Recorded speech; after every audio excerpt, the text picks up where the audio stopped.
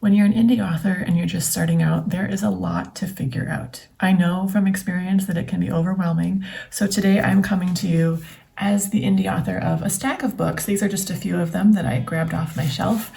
But I'm coming to you with the experience that I've learned from these books so that you don't make the same mistakes I made.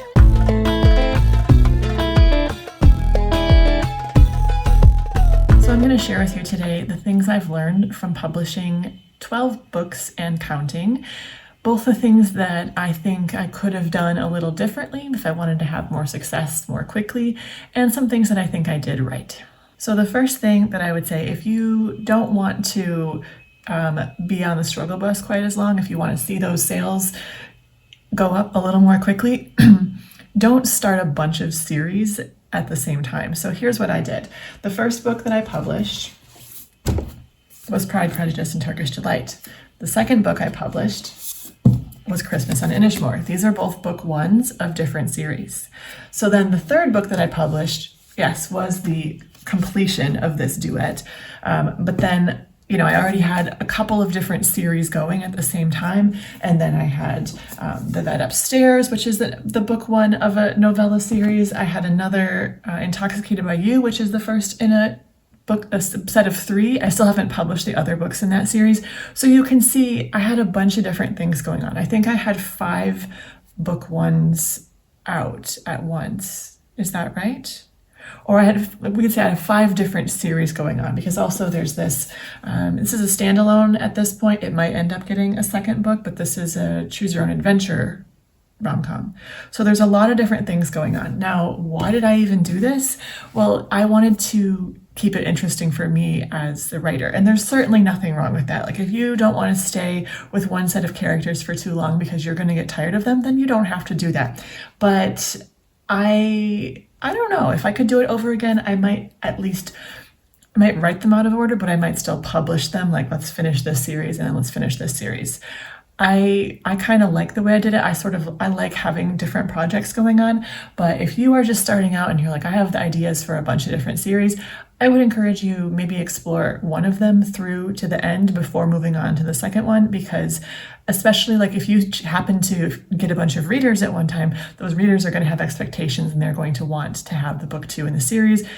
You don't know how you're going to respond to that pressure, so having them ready might be helpful from the get-go. Of course, if you want to do it the way I did it, who am I to say, don't do that, because I did do that. I am going to continue doing that. I have plans to start at least one more series this year because I can't help but want to start a new series. Part of that is that I work with a different cover artist for every series. And so, if I fall in love with someone's work, or if I finish a series with a cover artist and I want to do another series with them, then I just okay, I can't wait. I just want to start working on that right now. So I don't know. I choose to follow my bliss, follow what is exciting to me at the moment.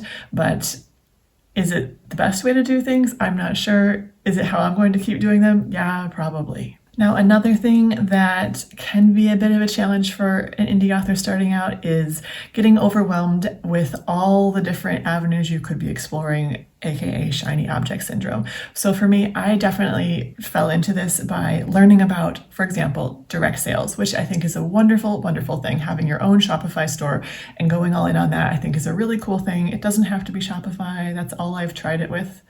But I ended up kind of taking myself away from writing for quite some time to learn about how to set up the right Shopify store setup thing. And then, okay, you have to do ads and you gotta do. And I don't think for me at that time, it wasn't the right move. So I did end up shutting that store down and going back to, distributing wide across all the retailers, simply because that wasn't what I wanted to focus my attention on. And I kind of realized that part of the reason that it was a challenge for me was that I was like, I know I'm a business owner. I know that that's a fact for all of us who are indie authors. We are business owners, not simply writers. But I didn't want to be doing order fulfillment. And I know you can do print on demand and all of that kind of stuff. I know that that's there, but I was not prepared at that time to be addressing customer issues with orders.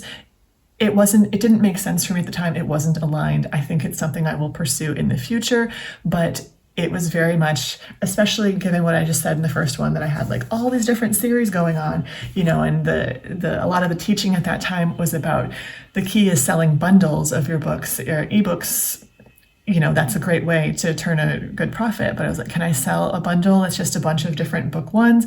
I'm not sure. I don't know if it makes sense. And so I was wasting a lot of time in sort of analysis paralysis, trying to figure out just the right move to make.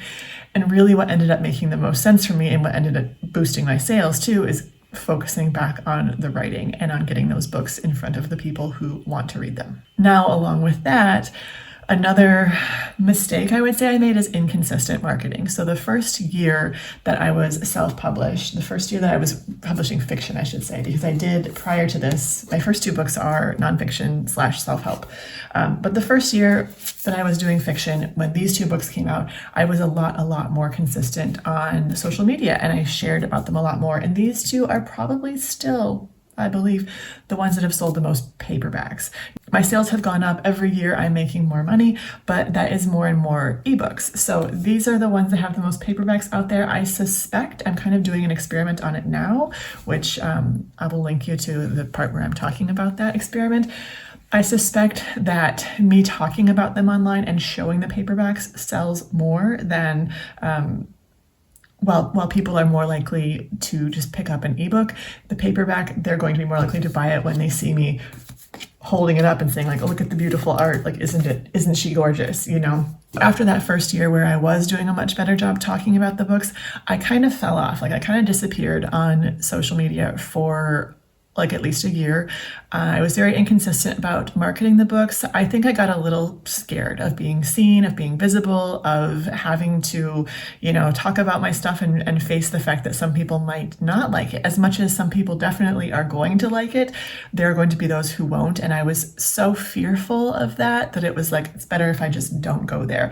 So now I am stepping back into that arena and excited to talk about these books, excited to share them with people.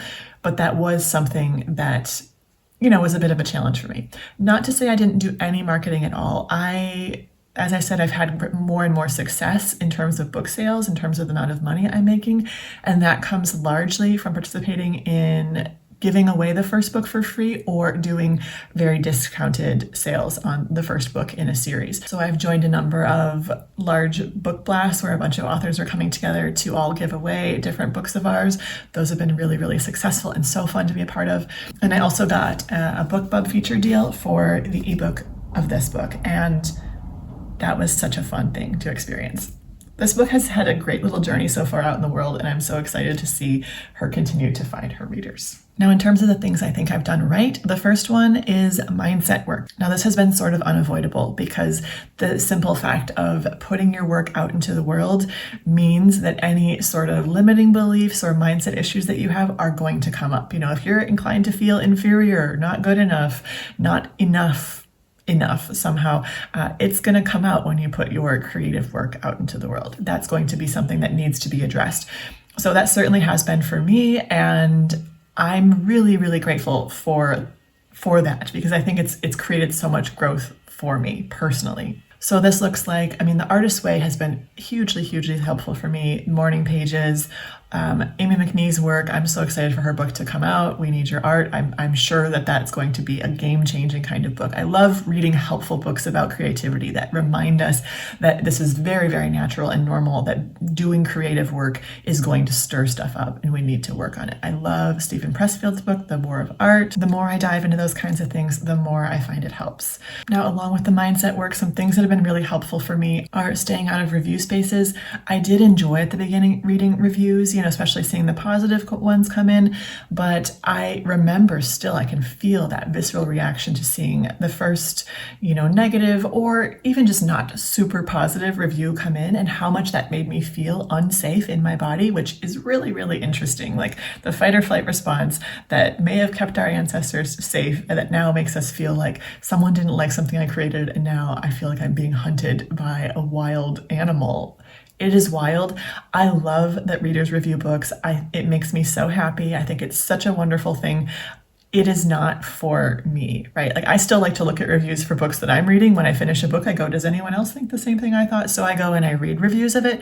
I don't write reviews that's not a part of this. That's just a personal decision at this point.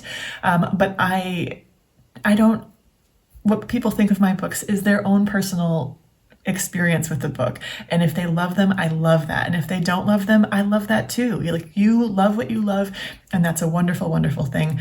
I just don't want to be in that space where I am getting some feeling of self-worth because I see that people like my work, or I'm getting some feeling of low self-worth because someone didn't like my work. So I can see, for example, I saw the other day that this book has more than 250 reviews on Amazon, and overall it's over 4 stars. That's great. That's wonderful. It's still not my business, because if I go in there trying to selectively look at the 5-star reviews and see what people said about it, I know I'm going to see some lower reviews, and those are the ones that are going to haunt me, and I just don't want to do that. My business is to lose myself in the creation of the work. I love that part, and then I just put it out in the world and let it go do its thing. So instead of tracking reviews, instead of looking at reviews in order to decide, like, do people like it? Is it good? Is it enough?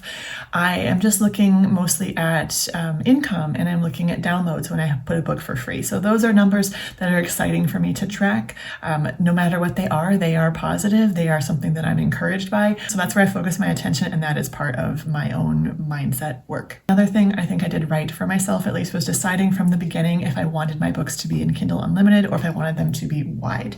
And I know this is something that we all have to decide as indie authors, and often people are out there saying, like, Kindle Unlimited is the only option for authors, and respectfully, I would say it's not.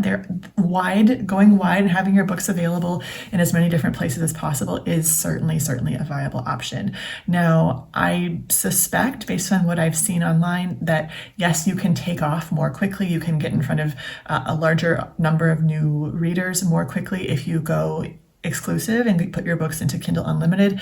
I've never done that, partly because I've heard horror stories of authors whose books are in Kindle Unlimited having problems because their books have been pirated, which essentially means they are available somewhere else. And so Amazon's saying you have to make sure they're not available anywhere else, but you don't own the pirate website. So that's a bit of a headache. I haven't wanted to face that, but also I just want them to be available anywhere they're available, especially in libraries. I check out so many books from the Libby app and from the Hoopla app, and I just love the thought of my books being in there, and I love seeing those library sales come through. I'm so encouraged every time somebody reads one of my books from the library. I just think it's the best thing. And also with Kindle Unlimited, it's not going to be available to readers in as many places. Kindle Unlimited, I'm not sure what number of countries it's available in, but I wanted my books to be out there on Google Play and on Kobo and on as many different things as possible, just because that felt right to me. That felt like aligned with my brand of wanting to be able to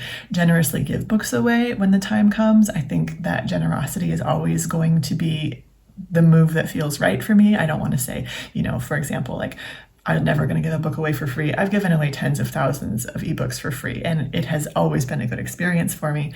But yeah, it's what feels right for me. It doesn't mean it's the right move for everyone. I know it can be a lot to keep track of with all the different retailers and all the different things. So certainly if you are an indie author and you're thinking of going with Kindle Unlimited, I am not going to be the one to say, oh no, don't do that. It's not the right move. It very, very well could be for you. I like having all the different retailers. I like that they all have different paydays. So I'm seeing deposits come through at random times instead of only once a month from Amazon. But I think the helpful thing, and I think why I brought this up as this is something I did right, is knowing from the beginning what you want to do so that you can commit to it. I've seen people say, like, oh, I tried going wide and it's been a month and it didn't work.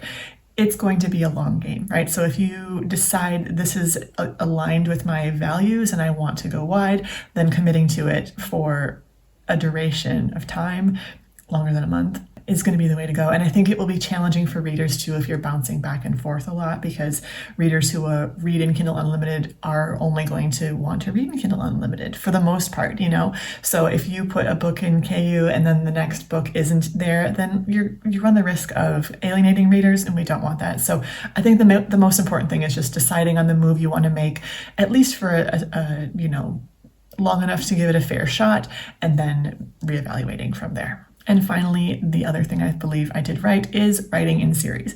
Even if I didn't, publish them all at the right just the right times necessarily. I did write in series. So there are 2 books here. That works so nicely. So when I do a promotion on this first book, the people who enjoyed it are inclined to pick up the second book. Similarly with my Christmas books. So this is the book I've given away the most free copies of probably.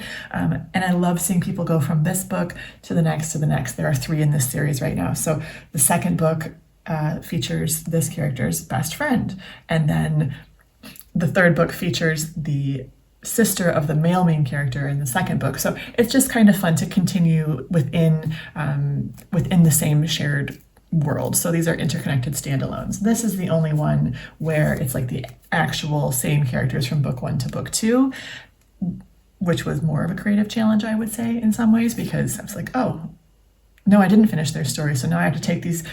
I'm sorry to you two, but I have to take you guys on another arc, you know? But I really love writing interconnected standalones. That is the same thing that I've done with this novella series, The Vet Upstairs. It's different couples in Istanbul. There's always a cat, at least one cat involved. And, you know, they're all loosely connected to each other, and the other characters come up in the other books. And it's fun to write. It's fun to read. I love reading books like that as well. And I think this is the right decision for me as a writer, because people, even if people don't want to necessarily read, you know, a 12-book series, it makes more sense for me to give away a book if I know there are other books that they will want to read after that. So if I give away this book for free, I don't know that someone's going to want to go and pick up this book, because they're very different. They're completely different settings. Someone who read a book set in Ireland might not be as inclined to read a book set in Turkey. I don't know. I mean, I love writing books set in Turkey. I can't stop myself from doing it. But I do find that readers tend to stay with a series, and then once they love that series, they might branch out to another series. So even if you, like me, aren't writing, you know, a series that you would think of like a fantasy series that would have, you know, a magic school where there's like first year, second year, third year, fourth year, or some kind of long epic journey, still, if you want to write standalones, and I do, interconnected standalones is really fun, and it does make good business sense based on what I see in the groups that I'm in and based on what I see in terms of read through from one book to the next in a series. So I hope there's some helpful stuff here, some takeaways of, you know, don't make this mistake that I did, or do if you want to, and you know, some pointers that might be helpful. So if you are an indie author, an aspiring indie author, I would love to hear what your plans are. You know, if you have your first book coming out soon, what is it and when's it coming out and what's it called? Like, tell us about it in the comments, and I will be cheering you on. I'll see you next time.